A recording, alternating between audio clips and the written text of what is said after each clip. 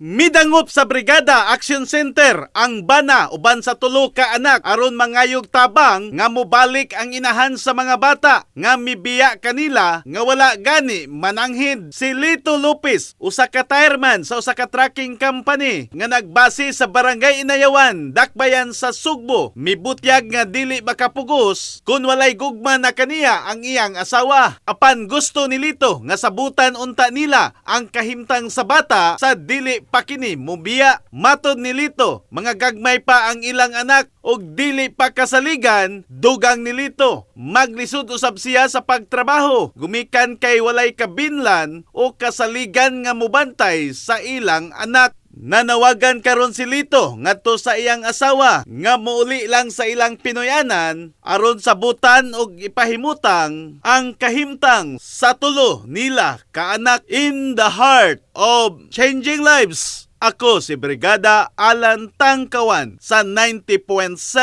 Brigada News FM Cebu, the Music and News Authority.